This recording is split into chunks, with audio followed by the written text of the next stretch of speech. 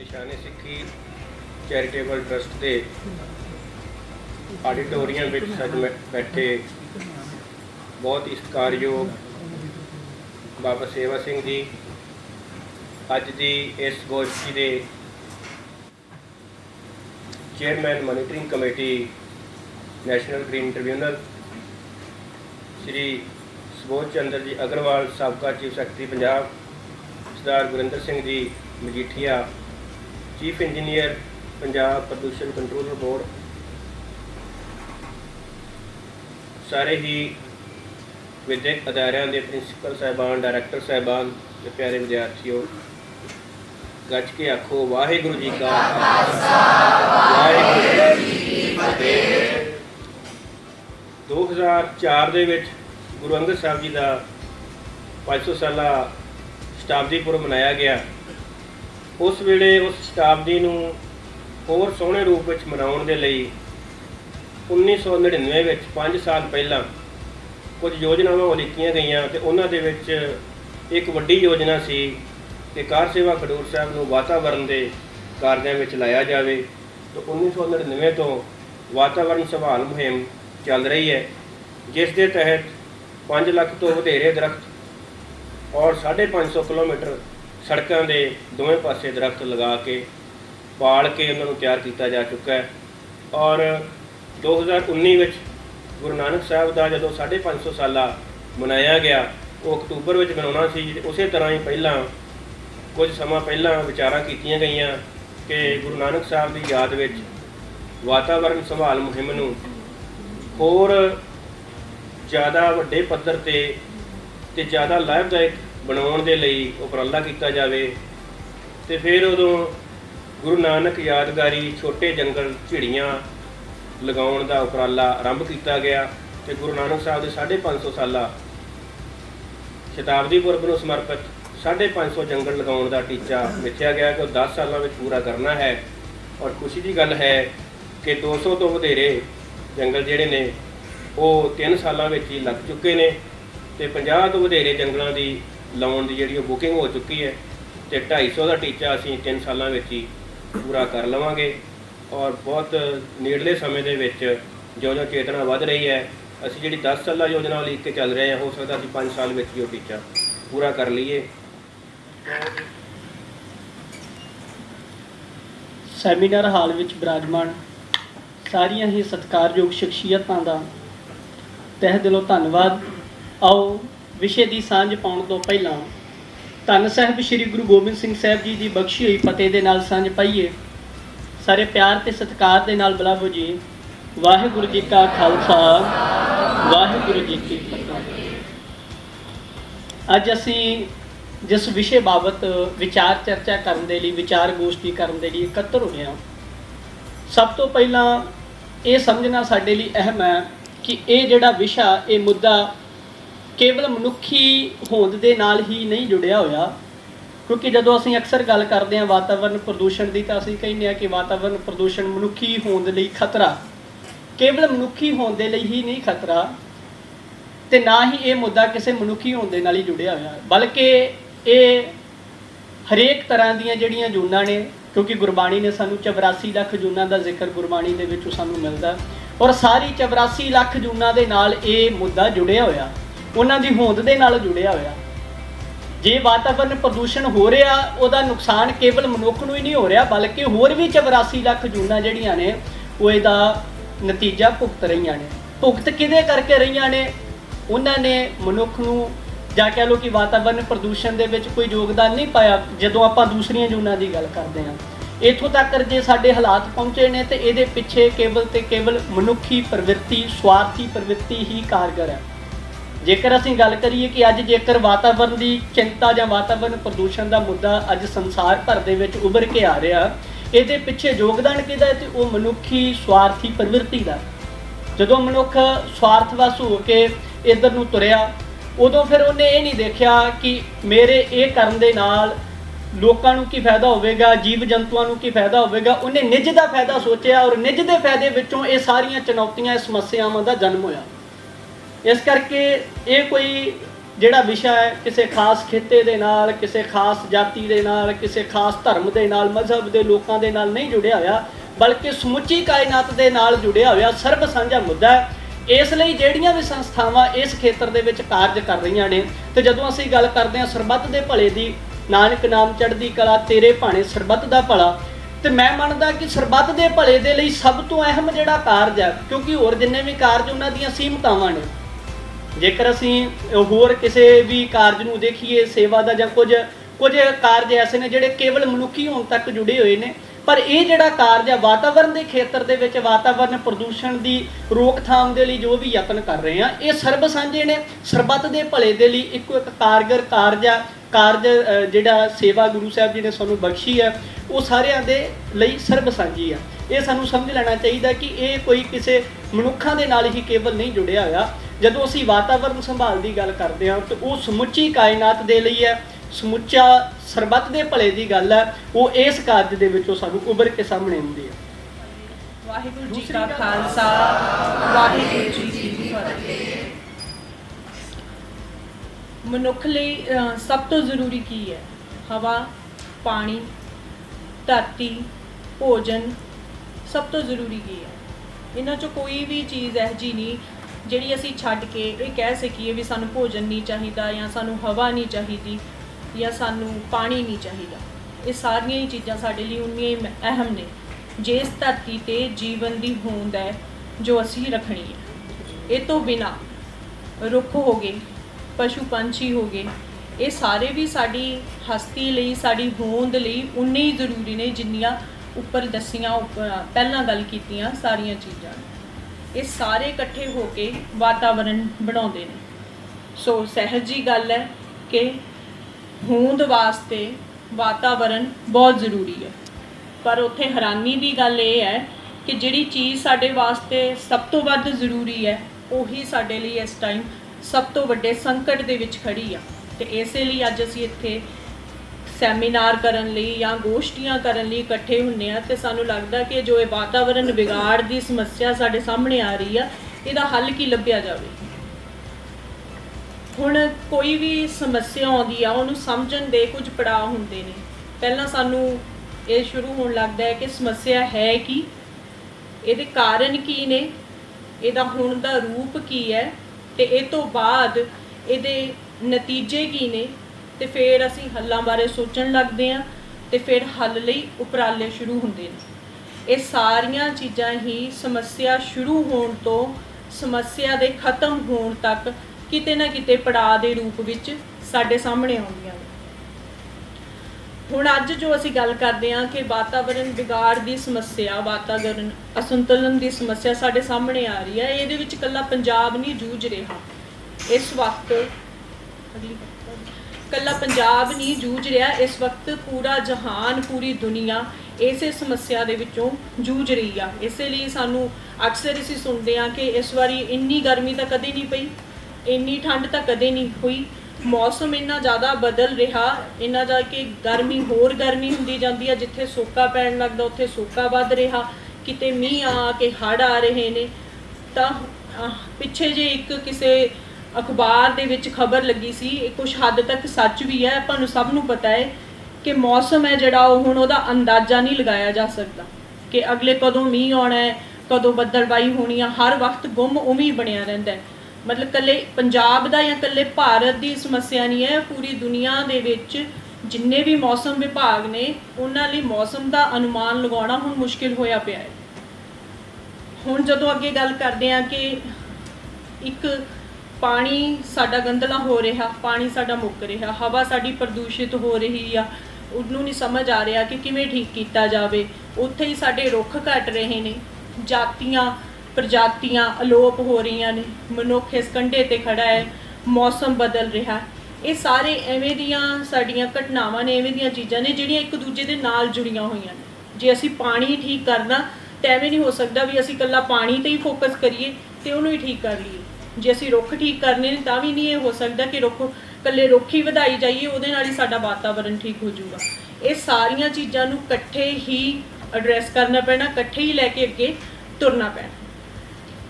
ਹੁਣ ਅਗਲੀ ਗੱਲ ਹੈ ਕਿ इस दुनिया दे विच बोली है जिहड़ी वो बहुत अहम रखती है महत्ता।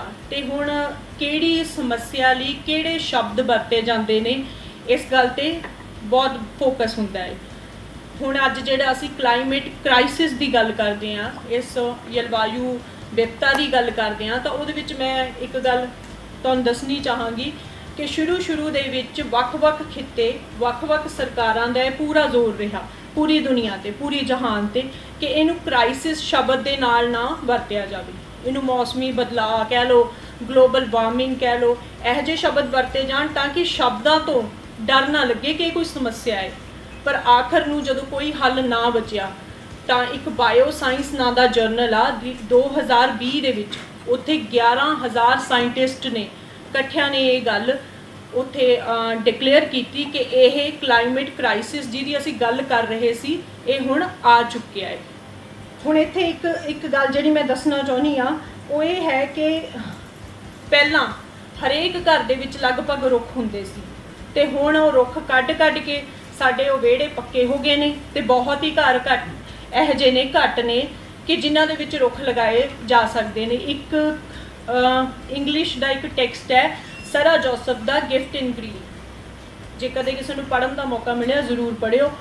ਉਹਦੇ ਵਿੱਚ ਉਹ ਬਕਾਇਦਾ ਤੌਰ ਤੇ ਇਹ ਗੱਲ ਦੱਸਦਾ, ਉਹ ਟੈਕਸਟ ਸਾਨੂੰ ਦੱਸਦਾ ਹੈ, ਬਿਆਨਦਾ ਹੈ ਕਿ ਜੇ ਅਸੀਂ ਡਿਵੈਲਪਮੈਂਟ ਦਾ ਮਾਡਲ ਫੋਲੋ ਕਰਨਾ ਹੈ, ਜਿਹੜਾ ਸਾਡਾ ਰਹਿਣ ਸਹਿਣ ਦਾ ਤਰੀਕਾ ਉਹ ਸਾਰਾ ਬਦਲ ਜਾਣਾ, ਸਾਡੇ ਰਿਸ਼ਤੇ ਸਾਰੇ ਬਦਲ ਜਾਣੇ ਨੇ, ਸਾਡਾ ਸੱਭਿਆਚਾਰ ਬਦਲ ਜਾਣਾ, ਬੋਲੀ ਬਦਲ ਜਾਣੀਆਂ, ਵਾਤਾਵਰਨ, ਨਸਲਾਂ ਸਭ ਕੁਝ ਬਦਲ ਜਾਣਾ। ਜਦੋਂ ਹੀ ਅਸੀਂ ਕੁਦਰਤ ਪੱਖੀ ਸੱਭਿਆਚਾਰ ਨੂੰ ਛੱਡਿਆ, ਨਾਲ ਦੀ ਨਾਲ ਇੰਡਸਟਰੀ ਨੂੰ ਫੜਿਆ ਜਾਂ ਅਸੀਂ ਇਹ ਕਹਿ ਲਓ ਕਿ ਮਾਡਰਨ ਹੋਏ, ਤਾਂ ਉਹ ਸਾਰੀਆਂ ਜੋ ਪੁਰਾਣੀਆਂ ਚੀਜ਼ਾਂ ਨੇ ਉਹ ਸਾਡੇ ਚੋਂ ਨਿਕਲ ਜਾਣੀਆਂ ਨੇ।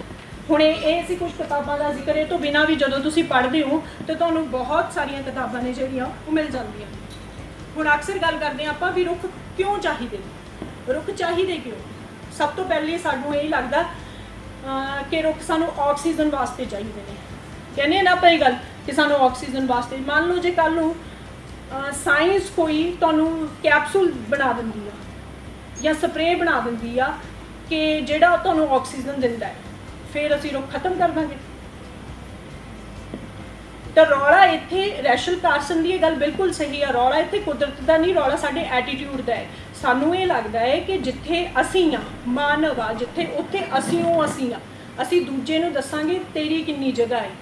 ਪਰ ਅਸੀਂ ਇਹ ਗੱਲ ਭੁੱਲ ਜਾਂਦੇ ਆ ਕਿ ਕਦੇ ਪ੍ਰਜਾਤੀ ਕੋਈ ਆਉਂਦੀ ਆ, ਕਦੇ ਕੋਈ ਚਲੀ ਜਾਂਦੀ, ਪਰ ਬਨਸਪਤੀ ਇੱਥੇ ਸ਼ੁਰੂ ਤੋਂ ਆ ਤੇ ਇੱਥੇ ਸ਼ੁਰੂ ਤੋਂ ਰਹਿਣੀ ਆ। ਪਰ ਇਹ ਗਲੋਬਲ ਟੈਂਪਰੇਚਰ ਲਈ ਵੀ ਜੇ ਕੱਲ੍ਹ ਨੂੰ ਕੋਈ ਸਪਰੇਅ ਬਣ ਜਾਂਦੀ ਹੈ ਜਾਂ ਤੁਹਾਡਾ ਕੋਈ ਕਵਰ ਬਣ ਜਾਂਦਾ ਜਾਂ ਘਰ ਬਣ ਜਾਂਦੇ ਨੇ ਵੀ ਬਾਹਰਲੇ ਟੈਂਪਰੇਚਰ ਨੂੰ ਉਹ ਕਾਰਨ ਹੀ ਨਹੀਂ ਦਿੰਦੇ, ਜਾਂ ਤੁਹਾਡੀਆਂ ਜ਼ਮੀਨਾਂ ਦੇ ਵਿੱਚ ਖੇਤੀ ਜਿਹੜੀ ਇਫੈਕਟ ਹੋ ਰਹੀ ਆ ਉਹਦੇ ਵਿੱਚ ਐਵੇਂ ਦੀ ਕੋਈ ਦਵਾਈ ਪੈ ਜਾਂਦੀ ਆ, ਫਿਰ ਅਸੀਂ ਕੀ ਕਰਾਂਗੇ? ਤੇ ਸਾਨੂੰ ਗੁਰੂ ਸਾਹਿਬ ਦੇ ਆਦੇਸ਼ ਮੁਤਾਬਕ ਜੇ ਅਸੀਂ ਰੱਬ ਨਾਲ ਜੁੜਨਾ ਹੈ ਤਾਂ ਸਾਨੂੰ ਕੁਦਰਤ ਨਾਲ ਜੁੜਨਾ ਸਾਡਾ ਬਣਦਾ ਹੈ, ਬਜਾਏ ਇਹਦੇ ਸੋਚਣੇ ਕਿ ਕੁਦਰਤ ਸਾਨੂੰ ਕੀ ਦੇ ਰਹੀ ਆ, ਜਿਹਨੂੰ ਅਸੀਂ ਇੱਕ ਟਰਮ ਦੇ ਨਾਂ ਨਾਲ ਕਹਿੰਦੇ ਐਂਥਰੋਪੋਸੀਨ, ਮਾਨਵਵਾਦੀ। ਵੀ ਕੁਦਰਤ ਸਾਨੂੰ ਕੀ ਦੇ ਰਹੀ ਆ ਇਹ ਨਹੀਂ ਸੋਚਣਾ, ਅਸੀਂ ਕੁਦਰਤ ਨੂੰ ਕੀ ਦੇ ਰਹੇ ਹਾਂ ਇਹ ਨਹੀਂ ਸੋਚਣਾ, ਅਸੀਂ ਇਹ ਸੋਚਣਾ ਹੈ ਕਿ ਕੁਦਰਤ ਸਾਡੇ ਨਾਲੋਂ ਵੱਧ ਕਾਬਜ਼ ਹੋਣੀ ਚਾਹੀਦੀ ਹੈ ਇਸ ਧਰਤੀ ਦੇ ਉੱਤੇ। ਹੁਣ ਜਦੋਂ ਅਸੀਂ ਇਹ ਗੱਲਾਂ ਕਰਦੇ ਹਾਂ ਕਿ ਕਲਾਈਮੇਟ ਕ੍ਰਾਈਸਿਸ ਕਿੰਨਾ ਕੁ ਅਹਿਮ ਆ ਜਾਂ ਕਿਵੇਂ ਚੱਲ ਰਿਹਾ ਇਹਦਾ ਇਸ ਟਾਈਮ ਪੋਜੀਸ਼ਨ ਕੀ ਆ, ਅਕਸਰ ਇਸ ਲਈ ਦਿਨ ਮਨਾਉਂਦੇ ਹਾਂ, ਕਦੇ ਮਦਰਸ ਡੇ ਹੋ ਗਿਆ, ਕਦੇ এনवायरमेंट ਡੇ ਹੋ ਗਿਆ। ਜਦੋਂ ਅਸੀਂ ਕੋਈ ਦਿਵਸ ਮਨਾਉਣਾ ਸ਼ੁਰੂ ਕਰਦੇ ਹਾਂ ਤਾਂ ਬਹੁਤ ਹੀ ਸੁਭਾਵਿਕ ਗੱਲ ਹੈ ਕਿ ਉਹ ਸਥਿਤੀ ਹੈ ਜਿਹੜੀ ਉਹ ਕ੍ਰਾਈਸਿਸ ਦੇ ਵਿੱਚ ਆ ਚੁੱਕੀ ਹੈ। ਹੁਣ ਜਦੋਂ ਉਹ ਕ੍ਰਾਈਸਿਸ ਦੇ ਵਿੱਚ ਆ ਗਏ, ਉਹਦੇ ਕਾਰਨ ਜੋ ਮਰਜ਼ੀ ਹੋਣ, ਉਹਨੂੰ ਹੱਲ ਕੌਣ ਕਰੂਗਾ?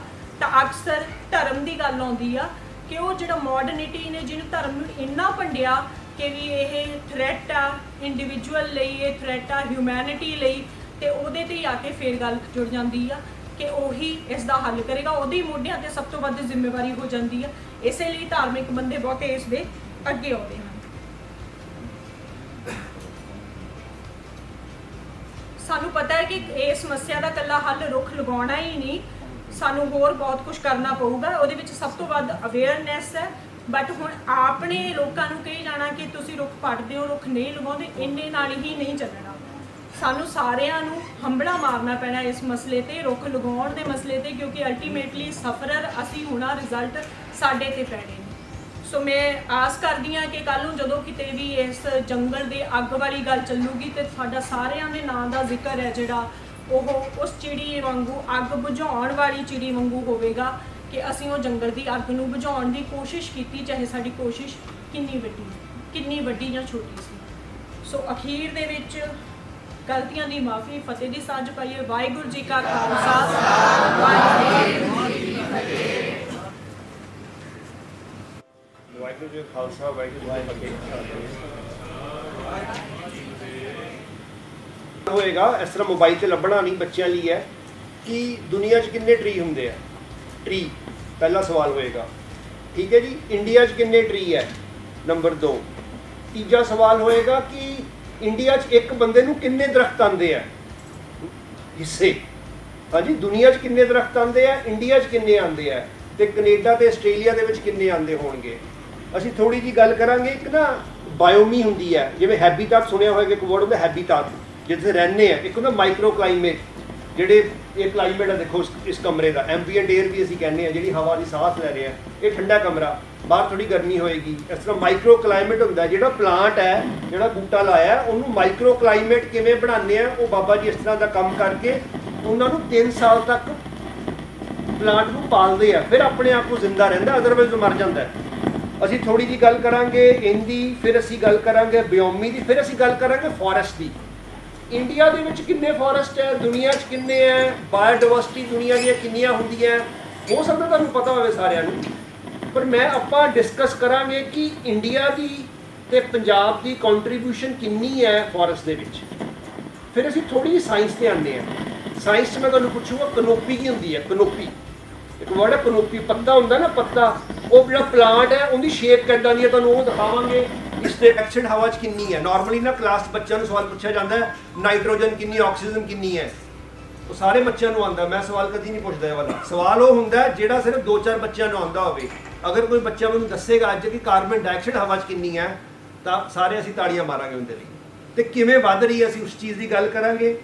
ਲਾਸਟ ਦੇ ਵਿੱਚ CPCB, PPCB ਜਿਹੜੇ ਹੈਗੇ ਆ, ਉਹਨਾਂ ਦਾ ਗ੍ਰੀਨ ਬੈਲਟ ਡਿਜ਼ਾਈਨ ਹੈ। ਰੋਡ ਦੇ ਉੱਤੇ ਦੋਨਾਂ ਪਾਸੇ ਦਰਖਤ ਕਿਵੇਂ ਲਾਣੇ ਆ, ਕਿੰਨੇ ਰੋਸਟ ਲਾਣੇ ਆ, ਕਿੰਨੀ ਹਾਈਟ ਹੋਏਗੀ, ਉਹਦੇ ਬਾਰੇ ਥੋੜਾ ਜਿਹਾ ਦ੍ਰਿਸ਼ਟਾਂਤ ਜਿਹੜਾ ਹੈ ਉਹ ਅਖੀਰ ਤੇ ਇਸ ਤੋਂ ਪਹਿਲੇ ਅਗਲਾ ਜਾਣਾ, ਇਸ ਤੋਂ ਪਿਛਲੀ। ਹਾਂ, ਆਹ ਦਰਖਤ ਹੈ, ਥੋੜੀ ਲਾਈਟ ਬੰਦ ਹੋ ਜਾਏਗਾ ਨਾ, ਇਹ ਉਹ ਚੀਜ਼ ਹੈ। ਪਰ ਅੰਮ੍ਰਿਤਸਰ ਸ਼ਹਿਰ ਦੇ ਵਿੱਚ ਸਿਰਫ 1 ਜਾਂ 2 ਏਰੀਏ ਜੋ ਸੈਟੇਲਾਈਟ ਤੋਂ ਅਸੀਂ ਦੇਖਦੇ ਹਾਂ, ਸਿਰਫ 2 ਏਰੀਆ, ਇੱਕ ਆਰਮੀ ਦੇ ਏਰੀਆ ਤੇ ਇੱਕ ਅੰਮ੍ਰਿਤਸਰ ਯੂਨੀਵਰਸਿਟੀ ਹੈ 500 ਏਕੜ ਦੀ, ਜਿਹੜੀ ਗ੍ਰੀਨ ਦਿਖਦੀ ਹੈ। ਬਾਕੀ ਸਾਰਾ ਕੰਕਰੀਟ ਦਾ ਦੇਖੋਗੇ ਉਹ ਚਿੱਟਾ ਚਿੱਟਾ ਜਿਹਾ ਦਿਖਦਾ, ਹਰਾ ਕੁਝ ਨਹੀਂ ਦਿਖਦਾ।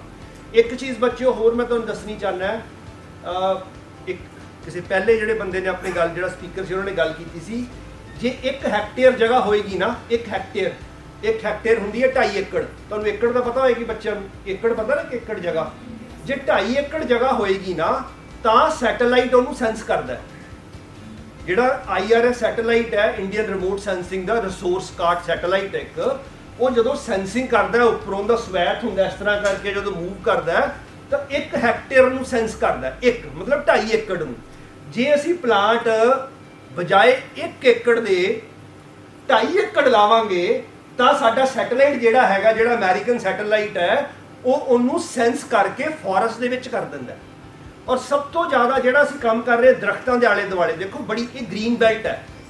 ਇਹ ਦਰਖਤਾਂ ਦਾ ਫਾਇਦਾ ਕੀ ਹੈ ਸਾਈਡਾਂ ਤੇ ਲਾਉਣ ਦਾ, ਕਿ ਜਿਹੜਾ ਕਾਰ ਦਾ ਪੋਲਿਊਸ਼ਨ ਹੈ ਉਹਨੂੰ ਲਾਈਨ ਪੋਲਿਊਸ਼ਨ ਕਹਿੰਦੇ ਆ। ਕਾਰ ਐਵੇਂ ਜਾਂਦੀ ਨਾ, ਕਾਰ, ਬੱਸ, ਟਰੱਕ, ਜੋ ਵੀ ਜਾਂਦਾ ਤੁਹਾਡਾ ਟਰੈਕਟਰ, ਉਹ ਪੋਲਿਊਸ਼ਨ ਬਾਹਰ ਕਿਵੇਂ ਨਾ ਨਿਕਲੇ, ਉਹਦੀ ਹੁੰਦੀ ਹੈ ਕਿ ਵਿੱਚੋਂ ਮਾਸ ਫਲਕਸ ਆਉਂਦੀ ਹੈ, ਉਹ ਦਰਖਤਾਂ ਦੇ ਵਿੱਚ ਵੜ ਕੇ ਸਾਫ਼ ਹੋ ਕੇ। ਸੋ ਟਰੀ ਦਾ ਕੰਮ ਹਵਾ ਸਾਫ਼ ਕਰਨੀ ਹੈ ਤੇ ਠੰਡੀ ਕਰਨੀ ਹੈ। ਸਮਝਦੇ ਹੋ, ਟਰੀ ਲਾਣਾ ਹੋਰ ਗੱਲ ਹੈ, ਔਰ ਉਹਨੂੰ 3 ਸਾਲ ਬਾਅਦ ਉਨੇ ਹੀ ਨੰਬਰ ਹੋਣਾ। ਸਰਕਾਰਾਂ ਕਰਦੀਆਂ ਟਰੀ ਲਾਉਂਦੀਆਂ, ਜਿੰਨੇ ਟਰੀ ਲਾਉਂਦੀਆਂ 3 ਸਾਲਾਂ ਬਾਅਦ 20% ਵੀ ਨਹੀਂ ਮਿਲਦੇ। ਸਮਝਦੇ, 100 ਲੈ ਤੇ 20 ਬੱਚੇ ਹੋਣਗੇ ਟਾਵੇਂ ਦੇ ਵਿੱਚ, ਉਹ ਵੀ ਮਰੇ ਹੋਣਗੇ। ਫਿਰ ਅਸੀਂ ਕਹਿੰਦੇ ਟਰੀ ਪਲਾਂਟੇਸ਼ਨ ਬੜੀ ਕੀਤੀ ਹੈ। ਸੋ ਜੋ ਬਾਬਾ ਜੀ ਇੱਥੇ ਕੰਮ ਕਰਦੇ, ਜਿਹੜੇ ਟਰੀ ਨੂੰ ਲਾਉਂਦੇ ਆ, ਉਹਨੂੰ ਸੰਭਾਲ ਕਰਦੇ ਬੱਚਿਆਂ ਦੀ ਤਰ੍ਹਾਂ, ਉਹਨੂੰ ਪਿਆਰ ਕਰਦੇ ਆ। ਫੋਟੋਆਂ ਨਹੀਂ ਖਿਚਾਉਂਦੇ, ਜਾ ਕੇ ਫੋਟੋਆਂ ਖਿਚਾ ਕੇ ਜੀ ਤੇ ਉਹ ਅਖਬਾਰਾਂ 'ਚ ਦੇ ਦਿੱਤੀਆਂ ਜੀ ਅਸੀਂ ਟਰੀ ਲਗਾਏ ਆ। ਚਲੋ ਅੱਗੇ ਚੱਲਦੇ ਆ ਥੋੜਾ ਜਿਹਾ। ਹੁਣ ਟਰੀ ਕਿੰਨਾ ਸਮਾਨ ਦਿੰਦਾ ਸਾਨੂੰ। ਜਿਹੜਾ ਟਰੀ ਹੈ ਨਾ, ਇੱਕ ਲੀਫੀ ਟਰੀ, 2 ਤਰ੍ਹਾਂ ਦੇ ਟਰੀ ਹੁੰਦੇ ਆ। ਫਿਰ ਦੁਬਾਰਾ ਦੱਸਦਾ ਬੱਚਿਆਂ ਲਈ, ਇੱਕ ਹੁੰਦੇ ਐਵਰਗ੍ਰੀਨ, ਇੱਕ ਡੈਸੀਡੂਅਸ।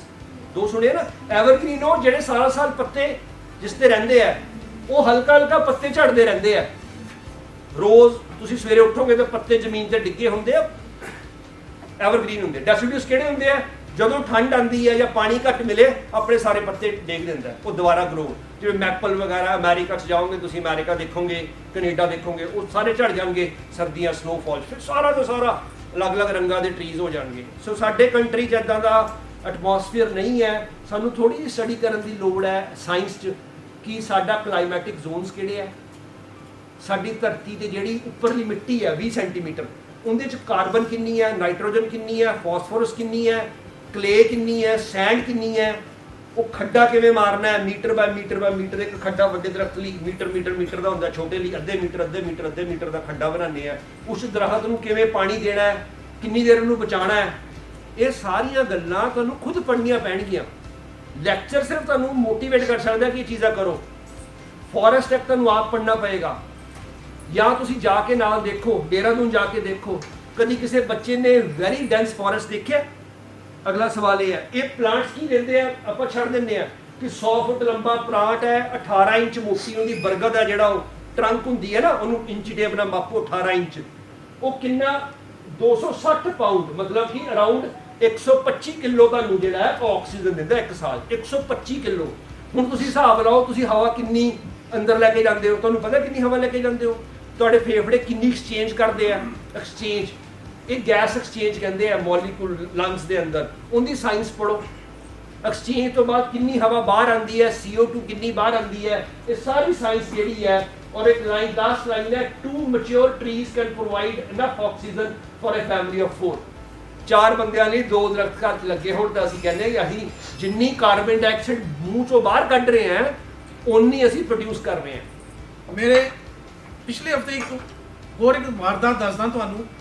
ਫਿਲੌਰ ਵਿੱਚ ਇੱਕ NRI ਹੈ, ਉਹਨੇ ਬਰਮ ਦੇ ਉੱਤੇ ਨਾ ਦਰਖਤ ਲਗਾਏ ਸੀ।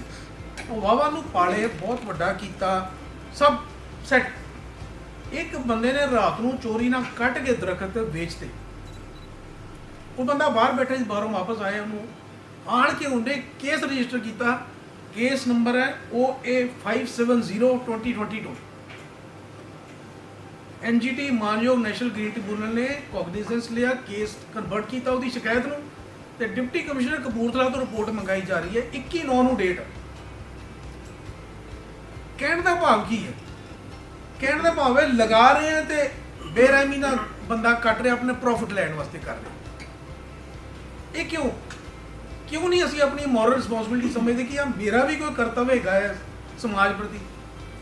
ਉਹ ਬੰਦੇ ਨੇ ਚੋਰੀ ਬਰਮ ਦੇ ਉੱਤੇ ਦਰਖਤ ਕੱਟ ਕੇ ਵੇਚ ਵੀ ਦਿੱਤੇ ਨੇ। ਉਹ ਜਿੱਥੋਂ ਜਿੰਨੇ ਵੇਚੇ ਸਾਰਾ ਕੁਝ ਹਿਸਾਬ ਮਿਲ ਗਿਆ, ਕੰਪਲੇਨੈਂਟ ਜੋ ਵੀ ਸੀਗਾ, ਪਲੇਂਟਿਫ ਉਹਨੇ ਸਾਰਾ ਕੁਝ ਲੈ ਲਿਆ। ਸੋ ਵਾਈ ਇਟ ਇਜ਼ ਸੋ? मैं जो बोर्ड ज्वाइन किया सर, जब मेरे को 2-3 ज़्यादा नहीं मैं बोलांगा, उदों ना एक असी लाइसेंस देते सी किसी भी इंडस्ट्री तो एक जनरल कंडीशन होती the industry will plant sufficient amount of trees, something like that condition होती लाइसेंस देने। आज उस general condition become special condition that you had to plant 33% of the area. जो पट्टी साहब ने दस्या ना CBCB की गाइडलाइन, ग्रीन बेल्ट 3 रोज लगानी है, वो एक जनरल तो निकल के स्पेशल आ गई। क्यों लोड़ पै गई? क्योंकि सारा कुछ घट रहा है। सारे बच्चे ने दसिया, मैडम ने दसिया, सारे भैन साडी ने सारा कुछ डाटा थोड़े सामने रख लिया। तो एक टीचर होने के नाते असी तो भट्टी साहब बहुत काम करते रहे हैं, जिन्होंने दुनिया यूनिवर्सिटी साडा इंटरेक्शन होता रहा, we have been knowing each other very good. सारी गल्लां चों गल्लां निकल के आती है कि मैं कित्थे खलोता तो मेरा की कर्तव्य है समाज प्रति। एक मैं असी तो रेगूलेटर है, असी तो काम करना, नाले प्रदूषित हो गए, दरिया प्रदूषित हो गया, हवा जेरी पोल्यूट हो गई, सारा कुछ है, सारा ओनस पोल्यूशन कंट्रोल बोर्ड सुता है जी सारा कुछ। फिर असी ये सारी चीज़ां निकल के आई हैं। तुसी देखो जदों करोना होया, एक्टिविटी ह्यूमन एक्टिविटी सारी खत्म हो गई। जलंधर वाले लोगों को शिवालिक हिल्स नज़र आ रही सी, वो क्यों? पहला क्यों नहीं नज़र आई हैं? क्योंकि जो human activity wherever man goes he pollutes, जिथे किते बंदा जाता पोल्यूशन करता है। जो ह्यूमन एक्टिविटी बंद होगी तो जलंधर बैठे लोगों ने कोठे तो घर जाके शिवालिक हिल नज़र आ रही है। So that day United Nation ने उसनों clean air for blue skies मनाना शुरू करता ਉਹ ਹੁਣ 7 ਸਤੰਬਰ ਨੂੰ ਮਨਾਇਆ ਜਾਏਗਾ, ਬੁੱਧਵਾਰ ਵਾਲੇ ਦਿਨ। ਪਿਛਲੇ ਵਾਰ ਵੀ ਮਨਾਇਆ, ਪਿਛਲੇ ਸਾਲ ਮਨਾਇਆ ਗਿਆ। ਸੋ ਇਹ ਇੱਕ ਯੂਨਾਈਟਿਡ ਨੇਸ਼ਨ ਇਹਨਾਂ ਚੀਜ਼ਾਂ ਨੂੰ ਲੈ ਰਿਹਾ ਕਿ ਅਸੀਂ ਕਿਉਂ ਇਸ ਤਰ੍ਹਾਂ ਕਰਦੇ ਹਾਂ, ਕਿ ਸਾਡੇ ਕਿਉਂ ਨਾ ਐਕਟੀਵਿਟੀ ਠੀਕ ਹੋਣ।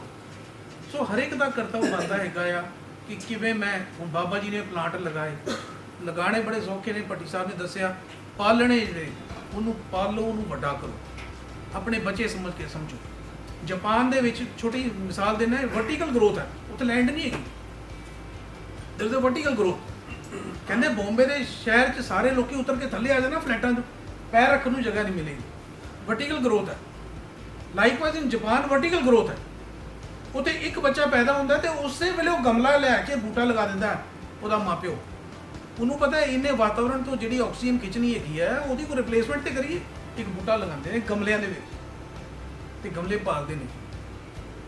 ਦਿਸ ਇਜ਼, ਇਹ ਇੱਕ ਸੋਚ ਹੈ, ਇੱਕ ਐਟੀਟਿਊਡ ਹੈ। ਤੁਸੀਂ ਕਿਸ ਤਰੀਕੇ ਨਾਲ ਸੋਚਦੇ ਹੋ, ਕਿਸ ਤਰੀਕੇ ਨਾਲ ਇਸ ਚੀਜ਼ ਨੂੰ ਲੈਂਦੇ ਹੋ।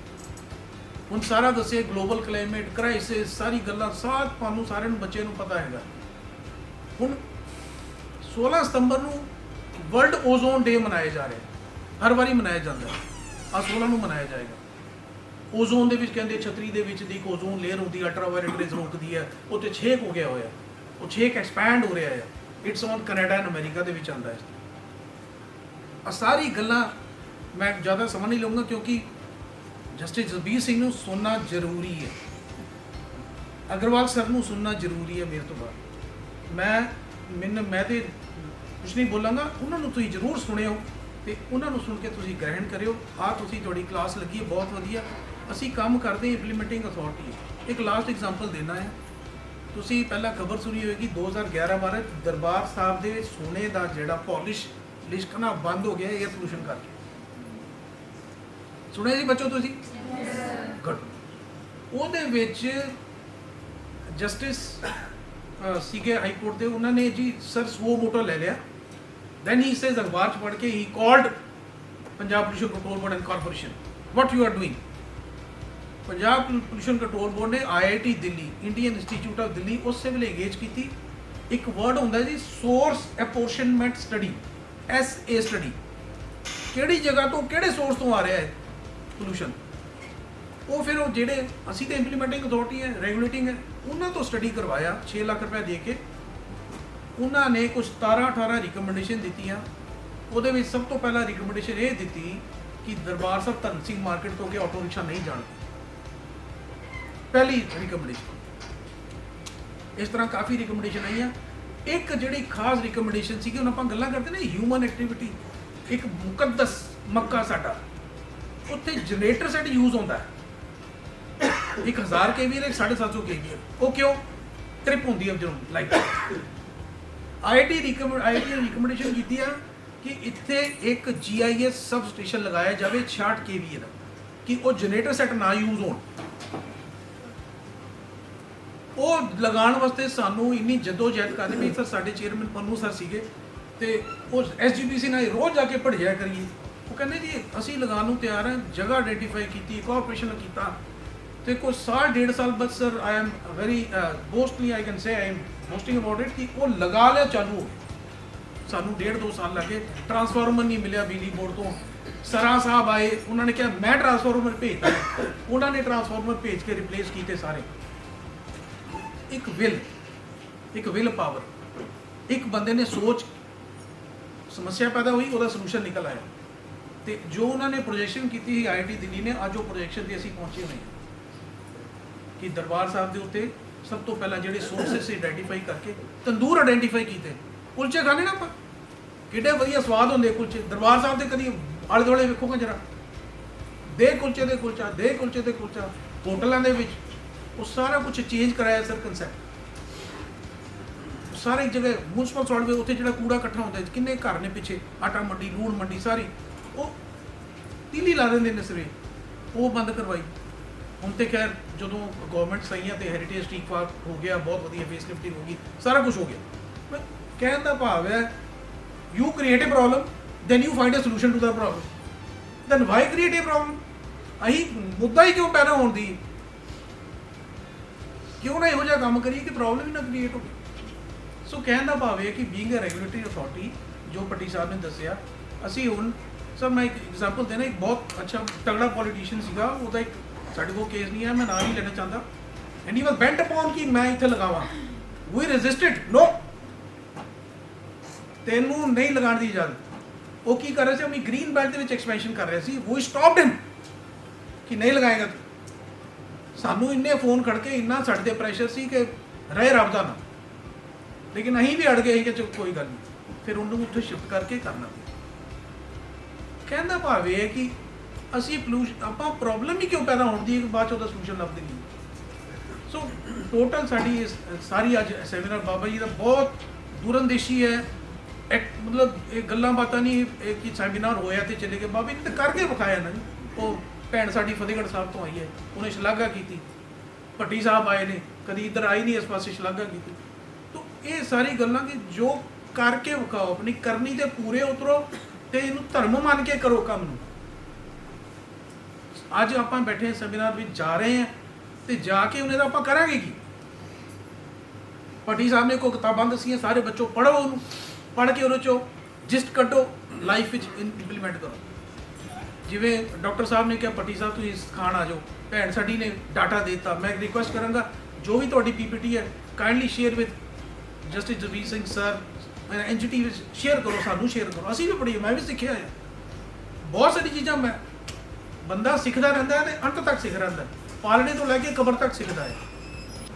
ਪਰਮ ਸਤਿਕਾਰਯੋਗ ਬਾਬਾ ਜੀ, ਐਨਜੀਟੀ ਕਮੇਟੀ ਦੇ ਚੇਅਰਮੈਨ ਮਿਸਟਰ ਜਸਦੀਪ ਸਿੰਘ ਮਜੀਠੀਆ ਸਾਹਿਬ, ਚੀਫ ਇੰਜੀਨੀਅਰ ਪੀਪੀਸੀਬੀ, ਤੇ ਅੱਜ ਦੇ ਇਸ ਸੈਮੀਨਾਰ ਵਿੱਚ ਸ਼ਾਮਲ ਹੋਣ ਵਾਲੇ ਸਾਰੇ ਉੱਘੀਆਂ ਸ਼ਖਸੀਅਤਾਂ, ਬੱਚੇ। ਸਭ ਤੋਂ ਪਹਿਲਾਂ ਮੈਂ ਬਾਬਾ ਜੀ ਦਾ ਤੇ ਇਹਨਾਂ ਦੇ ਟਰਸਟ ਦਾ ਧੰਨਵਾਦ ਕਰਦਾ ਕਿ ਮੈਨੂੰ ਇੱਥੇ ਸ਼ਮੂਲੀਅਤ ਦਾ ਮੌਕਾ ਦਿੱਤਾ। ਜਦੋਂ ਮੈਨੂੰ ਸੱਦਾ ਆਇਆ ਤਾਂ ਮੈਨੂੰ ਥੋੜ੍ਹੀ ਹੈਰਾਨੀ ਹੋਈ ਕਿ ਮੇਰਾ ਤਜਰਬਾ ਇਹ ਕਹਿੰਦਾ ਹੈ ਕਿ ਵੀ ਸੈਮੀਨਾਰ ਉਹ ਲੋਕ ਕਰਦੇ ਹਨ ਜਿਨ੍ਹਾਂ ਨੇ ਕੰਮ ਨਹੀਂ ਕਰਨਾ ਹੁੰਦਾ, ਉਸ ਸੈਮੀਨਾਰ ਨਾਲ ਕਾਰਵਾਈ ਪੂਰੀ ਕਰ ਲੈਂਦੇ। ਤਾਂ ਬਾਬਾ ਜੀ ਦਾ ਤਾਂ ਕੰਮ ਬੋਲਦਾ, ਇਹਨਾਂ ਨੇ ਤਾਂ ਆਪ ਇੰਨਾ ਜ਼ਿਆਦਾ ਆਪਣੇ ਇਲਾਕੇ ਵਿੱਚ, ਆਪਣੇ ਸਮਾਜ ਵਿੱਚ ਇੰਨਾ ਜ਼ਬਰਦਸਤ ਬਦਲਾਅ ਲਿਆਂਦਾ, ਇਹਨਾਂ ਨੂੰ ਕੀ ਲੋੜ ਪਈ ਸੈਮੀਨਾਰ ਕਰਨ ਦੀ। ਲੇਕਿਨ ਜਦੋਂ ਮੈਂ ਇੱਥੇ ਪਿਛਲੇ 1.5-2 ਘੰਟੇ ਵਿੱਚ ਸੁਣਿਆ ਲੋਕਾਂ ਨੂੰ, ਤਾਂ ਮੈਨੂੰ ਵਾਕਈ ਲੱਗਿਆ ਕਿ ਵੀ ਕਈ ਚੀਜ਼ਾਂ ਅਸੀਂ ਸੋਚਦੇ ਰਹਿੰਦੇ ਕਿ ਸਾਨੂੰ ਪਤਾ ਹੈ, ਲੇਕਿਨ ਜਦੋਂ ਡਿਟੇਲ ਵਿੱਚ ਅਸੀਂ ਸੁਣਦੇ ਹਾਂ ਫਿਰ ਸਾਨੂੰ ਮਹਿਸੂਸ ਹੁੰਦਾ ਕਿ ਵੀ ਸਾਡੀ ਸਮਝ ਵਿੱਚ ਕਿਤੇ ਨਾ ਕਿਤੇ ਕੋਈ ਗੈਪ ਸੀ। ਚੰਗਾ ਹੋਇਆ ਕਿ ਅਸੀਂ ਇੱਥੇ ਆਏ, ਲੋਕਾਂ ਨੂੰ ਸੁਣਿਆ, ਉਹਨਾਂ ਤੋਂ ਸਾਨੂੰ ਕੁਝ ਜਾਣਕਾਰੀ ਮਿਲੀ। ਮੈਨੂੰ ਅੰਦਾਜ਼ਾ ਸੀ ਕਿ ਭਾਰਤ ਦਾ ਜਿਹੜਾ ਫੋਰੈਸਟ ਕਵਰ ਹੈ ਉਹ ਵੀ 21% ਦੇ ਆਸ-ਪਾਸ ਹੈ, ਤਾਂ ਪੰਜਾਬ ਦਾ ਮੇਰਾ ਖਿਆਲ ਸੀ 5-6% ਹੈ, ਲੇਕਿਨ ਪਤਾ ਲੱਗਿਆ ਉਹਦੇ ਨਾਲੋਂ ਵੀ ਘੱਟ ਹੈ। ਲੇਕਿਨ ਜਿਹੜੀ ਮੈਨੂੰ ਗੱਲ ਦੀ ਬੜੀ ਹੈਰਾਨੀ ਹੋਈ ਕਿ ਜਿਹੜਾ ਪਰ ਕੈਪੀਟਾ ਟੀ ਡੈਂਸਿਟੀ ਹੈ ਇੰਡੀਆ ਦਾ, ਤਾਂ ਮੈਨੂੰ ਅੰਦਾਜ਼ਾ ਉਹੀ 25-26 ਦੇ ਆਸ-ਪਾਸ ਹੈ, ਲੇਕਿਨ ਦੁਨੀਆ ਦਾ 422, ਕਿ ਅਸੀਂ ਦੁਨੀਆ ਤੋਂ ਕਿੰਨੇ ਪਿੱਛੇ ਹੈ, ਇਹ ਮੈਨੂੰ ਬਿਲਕੁਲ ਅੰਦਾਜ਼ਾ ਨਹੀਂ ਸੀ। ਤੇ ਸਾਨੂੰ ਨਜ਼ਰ ਆਉਂਦਾ ਕਿ ਵੀ ਕਿੰਨਾ ਜ਼ਿਆਦਾ ਕੰਮ ਕਰਨ ਵਾਲਾ ਸਾਡੇ ਵਾਸਤੇ ਪਿਆ। ਮੈਂ ਬਾਕੀ ਸਾਰੇ ਇਸ਼ੂਜ਼ ਤੋਂ ਪਹਿਲਾਂ ਜਿਹੜੇ ਬੋਲੇ ਹਨ ਉਹਨਾਂ ਨੇ ਬੜੇ ਚੰਗੇ ਤਰੀਕੇ ਨਾਲ ਕਵਰ ਕੀਤੇ ਹਨ, ਉਹਨਾਂ ਉੱਤੇ ਦੁਬਾਰਾ ਜਾਣ ਲਈ ਮੈਂ ਲੋੜ ਨਹੀਂ ਸਮਝਦਾ। 1-2 ਪੁਆਇੰਟ ਮੈਂ ਜ਼ਰੂਰ ਰੇਜ਼ ਕਰਾਂਗਾ। ਪਹਿਲਾ ਤਾਂ ਇਹ ਕਿ ਸਾਨੂੰ ਆਪਣੇ ਮਨ ਤੋਂ ਇੱਕ ਭੁਲੇਖਾ ਕੱਢਣ ਦੀ ਲੋੜ ਹੈ।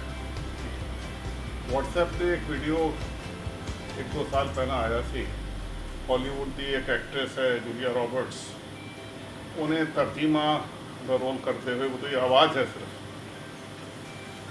ਉਹਨੇ ਕਿਹਾ ਉਹ ਧਰਤੀ ਮਾਤਾ ਵੱਲੋਂ ਬੋਲ ਰਹੀ ਹੈ ਕਿ ਮੈਨੂੰ ਤੁਹਾਡੀ ਲੋੜ ਨਹੀਂ, ਕਿ ਤੁਸੀਂ ਸਮਝੋ ਕਿ ਤੁਸੀਂ ਮੈਨੂੰ ਬਚਾ ਲਓਗੇ, ਇਹ ਤੁਹਾਡਾ ਭੁਲੇਖਾ ਹੈ, ਤੁਹਾਨੂੰ ਮੇਰੀ ਲੋੜ। ਤੇ ਜੇ ਅਸੀਂ ਦੇਖੀਏ ਕਿ ਲੋਕ ਸਾਇੰਟਿਸਟ ਕਹਿੰਦੇ ਕਿ ਵੀ ਜਿਹੜਾ ਬ੍ਰਹਮੰਡ ਹੈ ਉਹ ਤਕਰੀਬਨ 12.5 ਬਿਲੀਅਨ ਸਾਲ ਪੁਰਾਣਾ ਹੈ, ਜਿਹੜੀ ਸਾਡੀ ਧਰਤੀ ਹੈ 4.5 ਬਿਲੀਅਨ ਸਾਲ, 4.5 ਅਰਬ ਸਾਲ ਪੁਰਾਣੀ। ਮਨੁੱਖ ਜਿਹੜਾ ਹੈ ਮੌਜੂਦਾ ਆਪਣੇ ਸਰੂਪ ਵਿੱਚ ਤਕਰੀਬਨ 1.5-2 ਲੱਖ ਪਹਿਲਾਂ ਆਇਆ। ਇਸ ਤੋਂ ਪਹਿਲਾਂ ਕੁਝ ਪੂਰੀ ਤਰ੍ਹਾਂ ਦੇ ਹੁੰਦੇ ਸੀ ਤੇ 1.5-2 ਲੱਖ ਸਾਲ ਵਿੱਚੋਂ ਵੀ ਪਿਛਲੇ 10,000 ਸਾਲ ਵਿੱਚ ਹੀ ਖੇਤੀਬਾੜੀ ਸ਼ੁਰੂ ਕੀਤੀ ਹੈ ਔਰ ਪਿਛਲੇ ਤਕਰੀਬਨ 200 ਸਾਲ ਵਿੱਚ ਜਿਸ ਨੂੰ ਅਸੀਂ ਇੰਡਸਟਰੀਅਲ ਰੈਵੋਲੂਸ਼ਨ ਕਹਿੰਦੇ ਹਾਂ ਉਹ ਆਈ ਹੈ। ਤੇ ਜਿਸ ਰਸਤੇ ਅਸੀਂ ਤੁਰੇ ਹੋਏ ਹਾਂ ਜੇ ਅਸੀਂ ਇੱਥੇ ਹੀ ਚੱਲਦੇ ਰਹੇ ਤੇ ਹੋ ਸਕਦਾ ਹੈ ਕਿ ਹੋਰ 100 ਸਾਲ ਅਸੀਂ ਚੱਲ ਸਕੀਏ, ਉਸ ਤੋਂ ਵੱਧ ਤਾਂ ਅਸੀਂ ਨਹੀਂ ਚੱਲ ਸਕਦੇ। ਜਿਹੜੀ ਮਨੁੱਖਤਾ ਹੈ ਉਹ ਖਤਮ ਹੋ ਜਾਣੀ ਹੈ ਤੇ ਹੋਰ 100 ਸਾਲ ਬਾਅਦ ਧਰਤੀ ਜਿਹੜੀ ਹੈ ਆਪਣੇ ਪੁਰਾਣੇ ਸਰੂਪ ਵਿੱਚ ਆ ਜਾਏਗੀ। ਸਾਨੂੰ ਕੋਈ ਮਿਸ ਨਹੀਂ ਕਰਨਾ। ਅਸੀਂ ਇੱਥੇ ਹੋਈਏ ਨਾ ਹੋਈਏ ਤੇ ਸਾਡੇ ਨਾ ਹੋਣ ਦੇ ਫਾਇਦੇ ਬੜੇ ਹੈ, ਸਾਡੇ ਹੋਣ ਦੇ ਨੁਕਸਾਨ ਬੜੇ ਹੈ। ਤੇ ਅਸੀਂ ਵਾਤਾਵਰਣ ਨੂੰ ਨਹੀਂ ਬਚਾਉਣਾ, ਅਸੀਂ ਧਰਤੀ ਨੂੰ ਨਹੀਂ ਬਚਾਉਣਾ, ਅਸੀਂ ਆਪਣੇ ਆਪ ਨੂੰ ਬਚਾਉਣਾ ਹੈ, ਆਪਣੀ ਆਉਣ ਵਾਲੀ ਪੀੜ੍ਹੀਆਂ ਨੂੰ ਬਚਾਉਣਾ ਹੈ। ਅਸੀਂ ਅਲੱਗ-ਅਲੱਗ ਜਗ੍ਹਾ ਵਿੱਚ ਮੀਟਿੰਗ ਕਰਦੇ ਹਾਂ ਕਿ ਵਾਤਾਵਰਣ ਬਾਰੇ ਜਿਹੜੇ ਕੰਮ ਹੋ ਰਹੇ ਹਨ ਉਹ ਮੈਂ ਤਾਂ ਉੱਥੇ ਇੱਕੋ ਹੀ ਗੱਲ ਕਰਦਾ ਕਿ ਵੀ ਜਿਹੜੇ ਵੀ ਲੋਕ ਅਸੀਂ ਵਾਤਾਵਰਣ ਨਾਲ ਸੰਬੰਧਿਤ ਹੈ, ਭਾਵੇਂ ਮਿਊਨਿਸਪਲ ਕਮੇਟੀ ਦੇ ਲੋਕ ਜਿਨ੍ਹਾਂ ਨੇ ਸੋਲਿਡ ਵੇਸਟ ਲਿਕੁਇਡ ਵੇਸਟ ਵਗੈਰਾ ਦਾ ਮੈਨੇਜਮੈਂਟ ਦੇਖਣਾ ਜਾਂ ਦੂਜੇ ਮਹਿਕਮੇ ਜਿਨ੍ਹਾਂ ਨੇ ਕ੍ਰੌਪ ਬਰਨਿੰਗ ਔਰ ਇਹਨਾਂ ਦੇ ਬਾਰੇ ਦੇਖਣਾ ਕੰਮ ਔਖਾ ਹੈ ਕਿ ਲੇਕਿਨ ਕਰਨ ਵੇਲੇ ਸਾਨੂੰ ਇਹ ਸੋਚਣਾ ਹੈ ਕਿ ਅਸੀਂ ਕਿਸ ਦੇ ਵਾਸਤੇ ਕਰ ਰਹੇ ਹਾਂ। ਅਸੀਂ ਸਰਕਾਰ ਵਾਸਤੇ ਨਹੀਂ ਕਰ ਰਹੇ, ਅਸੀਂ NGT ਵਾਸਤੇ ਨਹੀਂ ਕਰ ਰਹੇ, ਅਸੀਂ ਆਪਣੇ ਵਾਸਤੇ ਤੇ ਆਪਣੇ ਬੱਚਿਆਂ ਵਾਸਤੇ ਤੇ ਉਹਨਾਂ ਦੇ ਬੱਚਿਆਂ ਵਾਸਤੇ ਕਰ ਰਹੇ। ਤੇ ਸਾਰਿਆਂ ਦਾ ਹੁੰਦਾ ਹੈ ਕਿ ਵੀ ਚਲੋ ਮੈਂ ਥੋੜ੍ਹੀ ਬਹੁਤ ਤਕਲੀਫ ਉਠਾ ਲਵਾਂ, ਆਪਣੇ ਬੱਚਿਆਂ ਦੀ ਜ਼ਿੰਦਗੀ ਸਵਾਰ ਕਰਾਂ। ਲੇਕਿਨ ਅਸੀਂ ਜੇ ਉਹਨਾਂ ਦੇ ਵਾਸਤੇ ਸਿਰਫ ਸੁੱਖ ਦੇ ਸਾਧਨ ਬਣਾਏ ਕਿ ਉਹਨਾਂ ਦੇ ਕੋਲ ਵੱਡੇ ਮਕਾਨ ਹੋਣ, ਗੱਡੀਆਂ ਹੋਣ, ਔਰ TV ਔਰ ਫਰਿੱਜ ਔਰ ਏਅਰ ਕੰਡੀਸ਼ਨਰ ਇਹ ਸਾਰੇ ਹੋਣ, ਪੈਸਾ ਬੈਂਕ ਵਿੱਚ ਹੋਵੇ, ਲੇਕਿਨ ਨਾਲ ਅਸੀਂ ਜ਼ਹਿਰੀਲੀ ਹਵਾ, ਜ਼ਹਿਰੀਲਾ ਪਾਣੀ ਅਤੇ ਜ਼ਹਿਰੀਲਾ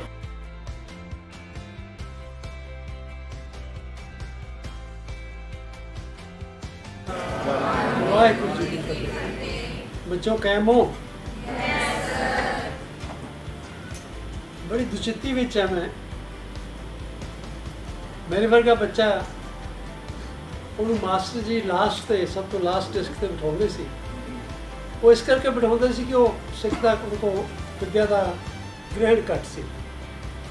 ਤੇ ਇੱਕ ਦਿਨ ਐਗਜ਼ਾਮੀਨਰ ਆ ਗਿਆ ਤੇ ਮਾਸਟਰ ਜੀ ਨੇ ਬੱਚੇ ਦਾ ਕੰਨ ਫੜਿਆ ਤੇ ਸਭ ਤੋਂ ਅੱਗੇ ਲਿਆ ਕੇ ਖੜਾ ਕਰਤਾ ਜੀ ਇਹ ਜਵਾਬ ਦੇਊਗਾ। ਉਹੀ ਹਾਲਾਤ ਮੇਰੇ ਹੈ ਇਸ ਵੇਲੇ। ਸੇਮ ਸਿਚੁਏਸ਼ਨ ਹੈ। ਐਕਸਪਰਟਸ ਨੇ ਤੁਹਾਡੇ ਨਾਲ ਸਾਰਾ ਕੁਝ ਸਾਂਝਾ ਕਰ ਲਿਆ। ਮਜੀਠੀਆ ਸਾਹਿਬ ਨੇ ਸਾਰਾ ਕੁਝ ਦੱਸਤਾ, ਅਕਬਰ ਸਾਹਿਬ ਨੇ ਦੱਸਤਾ, ਤੇ ਮੈਂ ਹੁਣ ਸੋਚਦਾ ਕਿ ਮੈਨੂੰ ਕਹਿਣਾ ਕੀ ਚਾਹੀਦਾ। ਤੁਸੀਂ ਆ ਪਿੱਛੇ ਦੇਖ ਰਹੇ ਹੋ ਹੈਡਿੰਗ ਕੀ ਹੈ ਅੱਜ ਦੀ ਗੋਸ਼ਟੀ ਦਾ?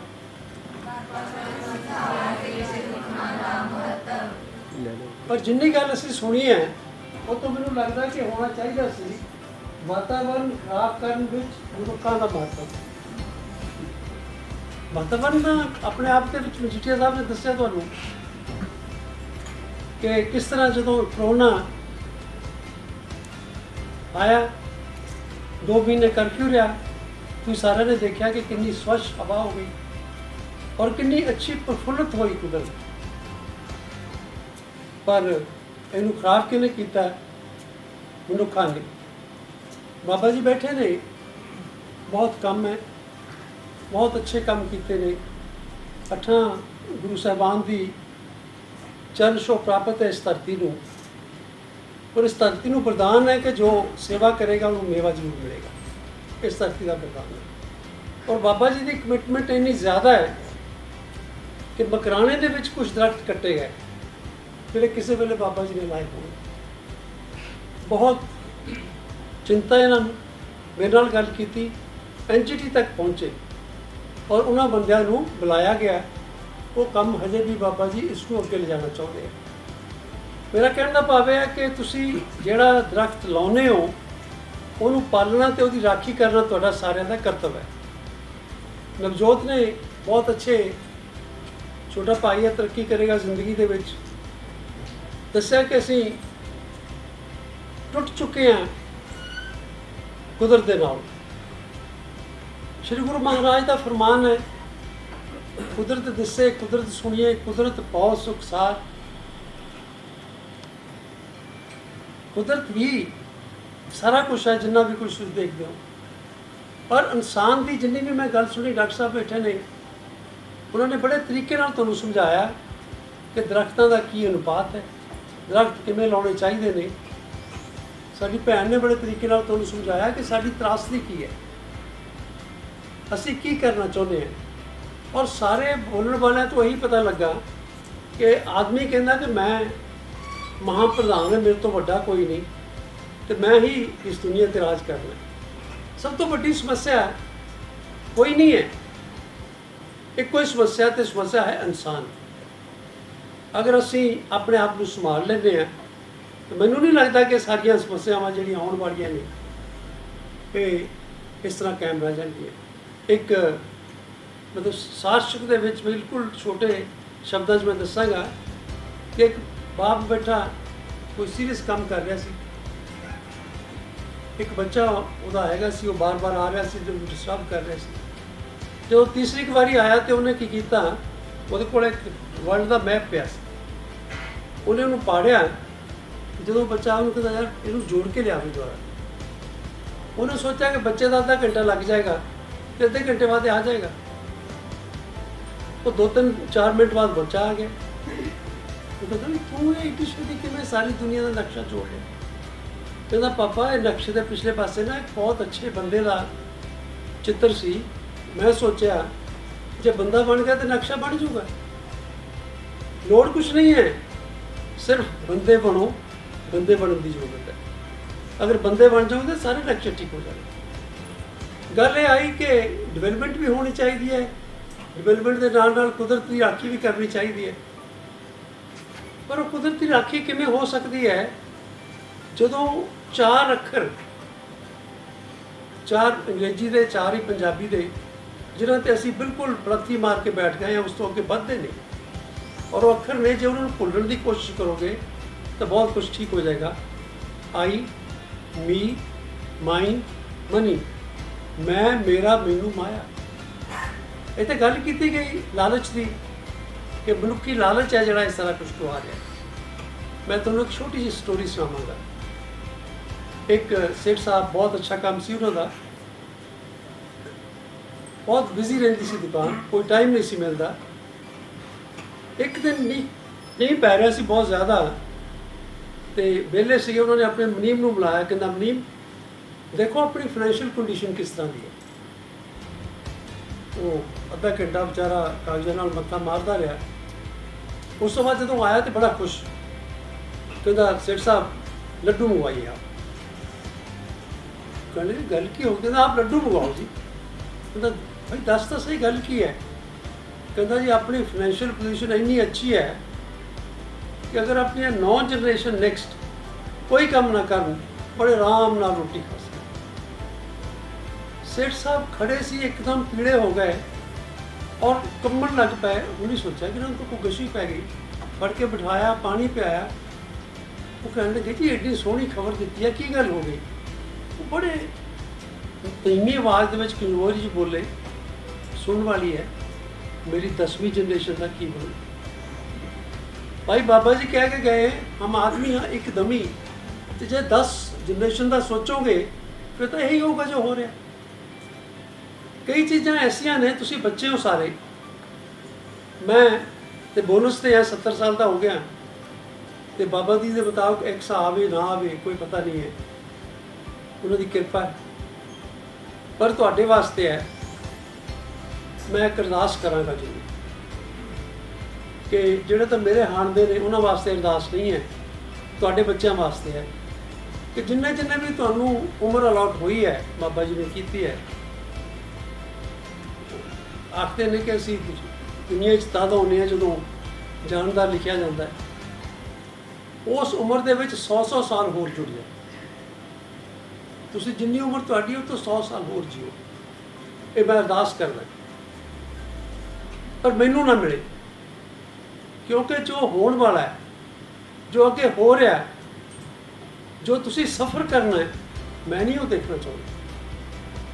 ਤੁਸੀਂ ਕਦੀ ਸੋਚ ਸਕਦੇ ਹੋ ਕਿ ਇਸ ਏਰੀਏ ਨੂੰ ਜਿਸ ਦਾ ਪਾਣੀ ਜ਼ਰਖੇਜ਼ ਸੀ, ਸਾਇੰਟਿਸਟ ਇਹ ਕਹਿ ਰਹੇ ਨੇ ਕਿ ਸਿਰਫ 17 ਸਾਲ ਦਾ ਪਾਣੀ ਰਹਿ ਗਿਆ। जे वाटर हार्वेस्टिंग कर लोगे तो 20 साल 22 साल का हो जाएगा। झोना लाना पर 20 साल तो बाद की लाओगे भाई, उस वेले किहड़ी फसल जमेगी? ये दरख्त जिहड़े बाबा जी ला रहे ने ये रह जाएंगे। जो नमी खत्म हो गई तो दरख्त कितों बचेगा? जे दरख्त लाओगे, दरख्त पानी नूं समेटेगा, पानी नूं सांभेगा, नमी नूं कायम रखेगा। सो अपने आप को सुधारो, अपने आप को ठीक करो, तब जाके इस समस्या का हल करते हैं। एक तहिया जरूर करके जाओ। अग्रवाल साहब ने दस्या कि दरख्त जरूर लाने हैं। मीठिया साहब ने तुहानूं तकीद की है, डॉक्टर साहब ने तकीद की है कि कोशिश करो कि एक एक दरख्त लाइए। तुसी सारे लाओगे एक एक दरख्त, ते नाल दे गुआंढियां नूं भी कहोगे लाउण वास्ते। देखो जे तां ये गल दिल दे विच कमिटमेंट करके जानी है फिर तो गल करियो, जे नहीं जानी तो फिर जो सुनिया सी इस कंन चों पाया सी इस कंन चों बाहर कढ़दा होगा, कोई फायदा नहीं। अगर तुसी ये जिहड़े 100 बच्चा बैठे हो, अगर तुसी कुदरत दे लंबरदार बन के सिपाही बन के अगे चलोगे तो शायद असी बहुत कुछ कर सकें। इस तो बिना होना कुछ नहीं है। मैं देख रहा सी कि कई चीज़ां असीं समझदे क्यों नहीं।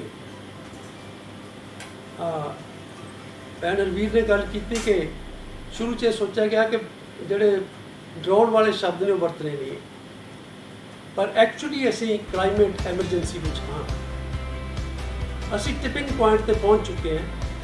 ग्लेशियर की गल की, मैं 2 दिन पहला BBC न्यूज़ देख रहा सी।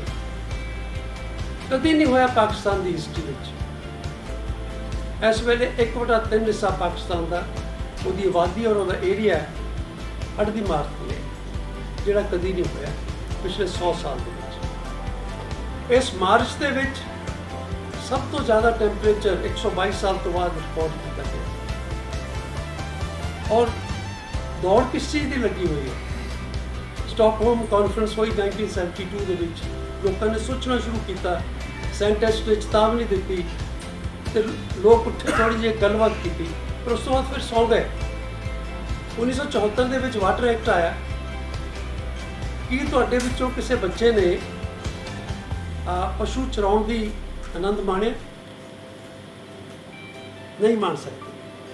कभी तुहाडे विचों किसी बच्चे ने छप्पड़ दे विच तरना सीखिया? मੱਝ ਦੀ ਪਿੱਠ ਤੇ बैठ के कभी तुरे हो पानी दे विच? ये असी सारिया चीज़ां देखिया ने जिहड़ियां तुसीं नहीं देख सकोगे। देख सकते हो अगर तुसीं अपने आप को सुधारदे हो।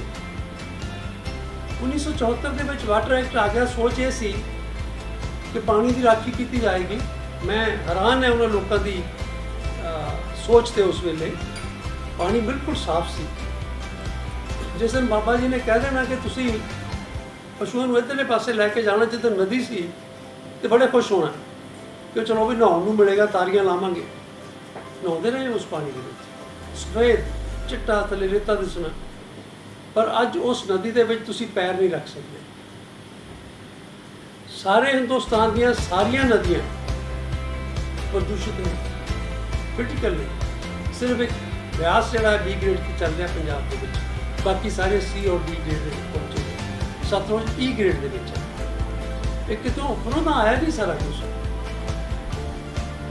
डॉक्टर साहब ने गल की थी कि 70% ऑक्सीजन 70% के करीब थोड़ी अगे पिछे ला लो कि पानी भी पैदा करता है, पानी के पिछों पैदा होता है। जो छोटे छोटे मैराइन प्लांट्स ने, एल्गीज ने, कोरल रीफ्स ने, वो फोटो सूरजी क्रिया के हिसाब से ऑक्सीजन पैदा करते हैं। 2.20 बिलियन टन कूड़ा असी समुद्र में सुटते हैं। और बहुत दिन दूर नहीं है जो डॉक्टर साहब ने दसिया कि एसिडिक हो जाएगा पानी और एलगीज कम करना शुरू बंद कर देंगे। और हो रहा है, और होना शुरू हो गया। वो समुद्र के विच जिहड़ा पानी जा रहा असी सिटदे ना। सारी समस्या का हल भी असी है, रीजन भी असी हैं तो हल भी असी। होर किसी ने कुछ नहीं करना। दसिया गया इस स्टेज तो कि धरती नूं साडी लोड़ नहीं, सानूं धरती की लोड़ है।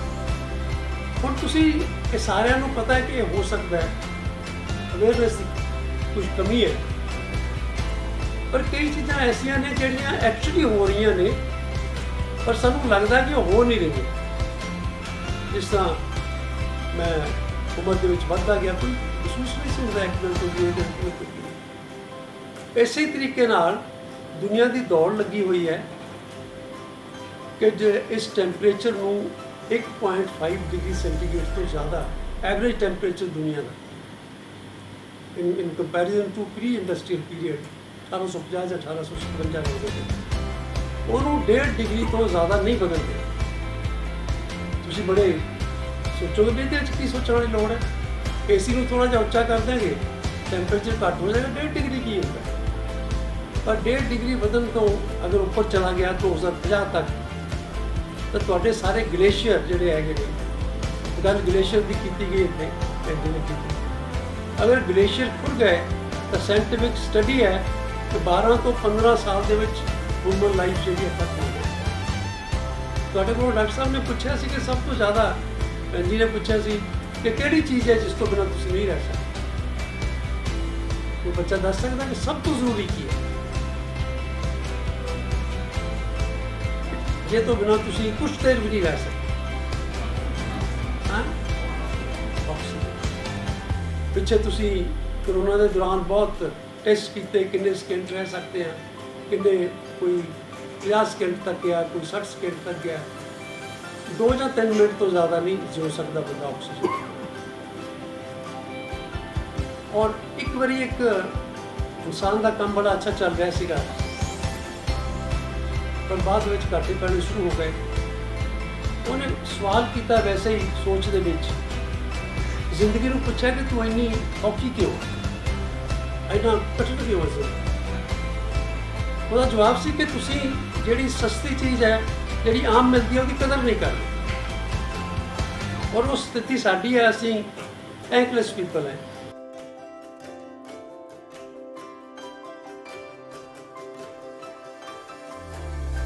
ਡਾਕਟਰ ਸਾਹਿਬ ਨੇ ਗੱਲ ਕੀਤੀ ਵੀ ਕਿੰਨਾ ਕਾਰਬਨ ਹੈ, ਬਹੁਤ ਥੋੜਾ ਜਿਹਾ ਹਿੱਸਾ ਹੈ, ਪਰ ਬਹੁਤ ਹੀ ਖਤਰਨਾਕ ਹੈ, ਬਹੁਤ ਹੀ ਖਤਰਨਾਕ ਹੈ।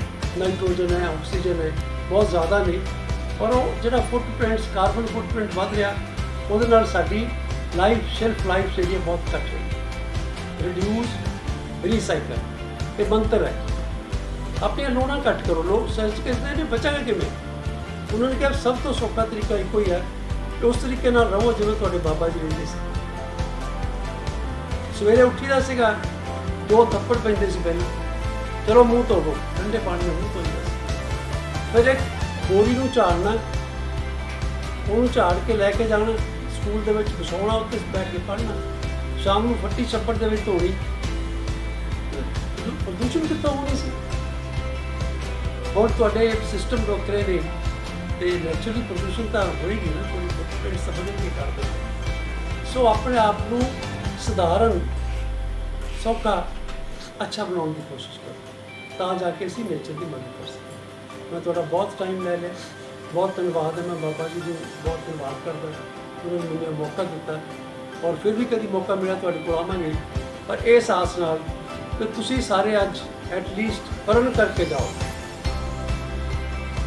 ਜਿਸ ਤਰ੍ਹਾਂ ਬਾਬਾ ਜੀ ਨੇ ਕਿਹਾ, ਦੇਸ਼ ਬਾਬਾ ਮੋਹਿਤ ਹੀ ਸ਼ੁਭ ਕਰਮ ਤੇ ਕਬੂ ਨਾ ਕਰੋ, न डरो अर्सो जब जाए लगो निश्चय कर रखते। अगर तुसी तहिया करोगे तो जितोगे भी जरूर, जे तहिया ही नहीं करोगे फिर जितने वाला कुछ बात। तुसी सारे आज वादा करते हो कि तुसी कुदरत वास्ते काम करोगे। जोश तो दिखाओ यार थोड़ा बहुत। तो थैंक यू वेरी मच।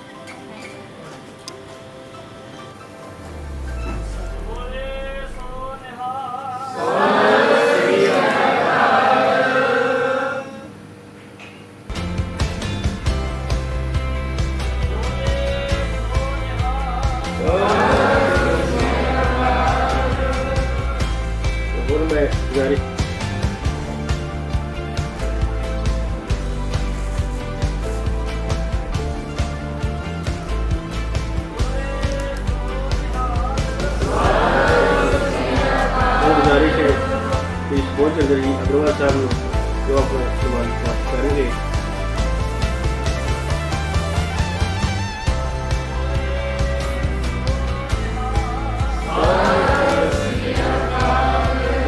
ਦੇ ਵਿੱਚ ਅਸੀਂ ਸਨਮਾਨਿਤ ਕਰਨਾ ਚਾਹਾਂਗੇ ਸਾਡੇ ਸਤਿਕਾਰਯੋਗ ਮੁੱਖ ਮਹਿਮਾਨ ਜਸਵੀਰ ਸਿੰਘ ਜੀ ਨੂੰ।